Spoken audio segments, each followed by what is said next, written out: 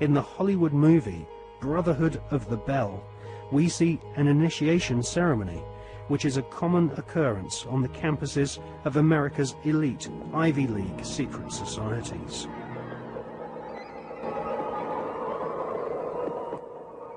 Mr. Patterson, Philip Everest Dunning, Mr. Chad Harmon, Mr. Dunning. Mr. Dunning, the articles and letters of the Brotherhood.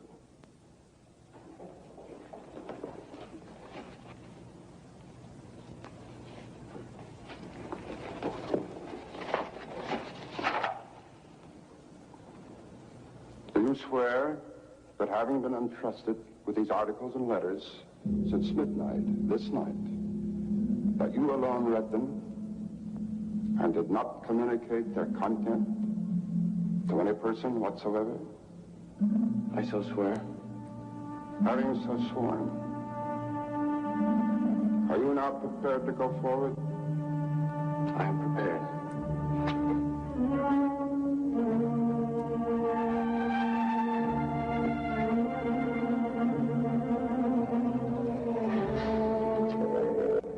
Mr. Dunning, for over 200 years, Brothers of the Bell have been initiated before the spell, and in the same ceremony, at sunrise.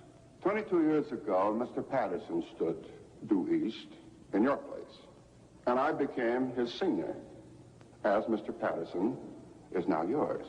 One day, Mr. Patterson will stand due south, and he will induct a Brother of the Bell, and you will become senior. See, in this fashion does the Brotherhood express its continuity. It will continue long after all of us are dead. But that continuity depends upon one thing: obedience. Absolute obedience. If and when you are ever called upon by Mr. Patterson to pay your due bill, you must comply, whatever is asked of you. Well, that bill may come due tomorrow, in 20 years, or never. It will not be a matter of money. It will be an act of fealty, of loyalty to the Brotherhood of the Bell. Now, if you require anything at all, get in touch with your senior, and he will see to it that it's arranged for you.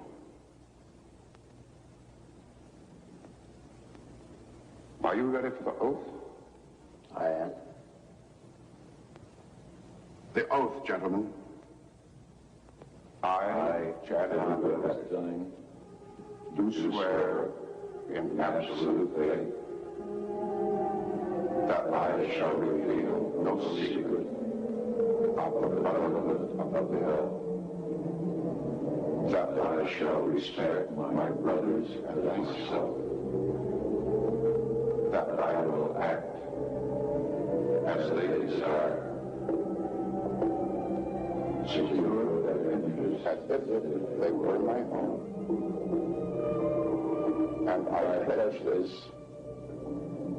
my honor, my fortune, and my life.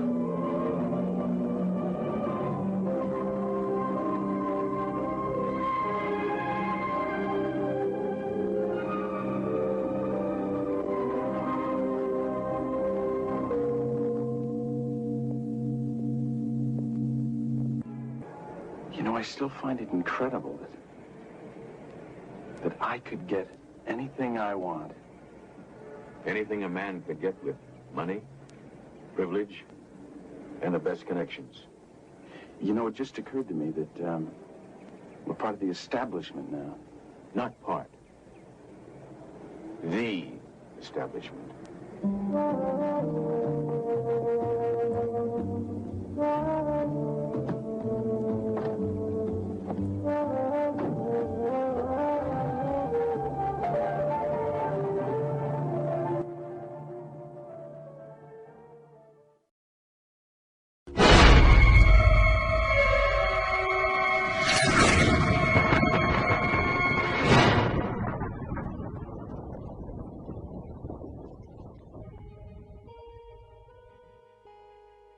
In her fascinating book, American journalist Alexandra Robbins claims to have unearthed a skull and bones plan to dominate the world.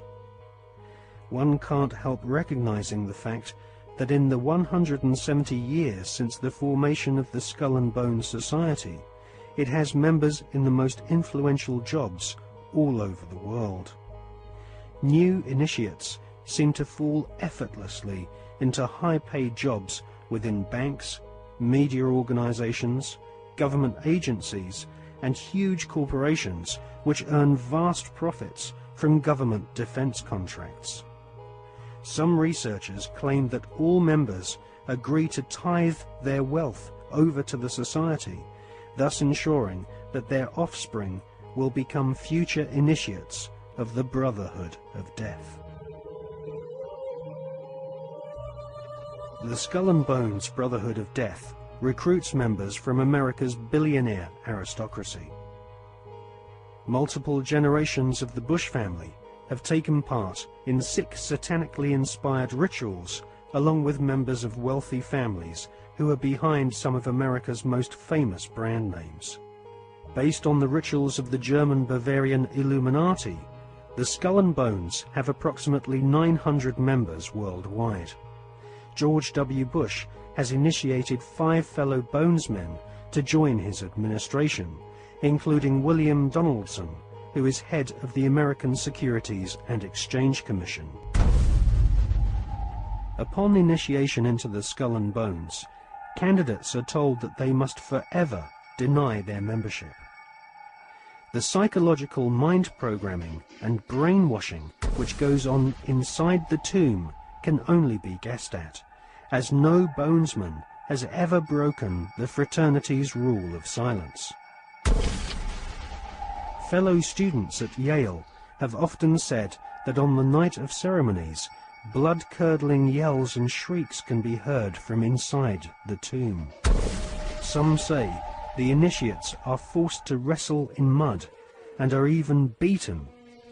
This technique has been used by the CIA and EST brainwashing organizations who seek to wear down the subject mentally and physically using a program of punishment and verbal abuse. Once the will of the candidate has been broken, and they have divulged all their sexual secrets to the elder Bonesmen, they stand naked and are reborn in a mockery of a Christian baptism, with elder Bonesmen dressed as the Pope and the Devil conducting the ritual. Ron Rosenbaum is a journalist who writes for the New York Observer. He secretly filmed an initiation ceremony from the top of a building near the Skull and Bones headquarters.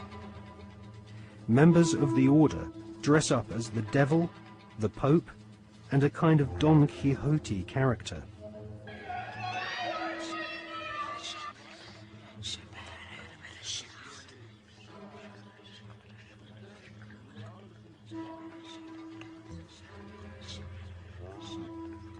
The Pope wears a white monogrammed slipper which rests upon a stone skull.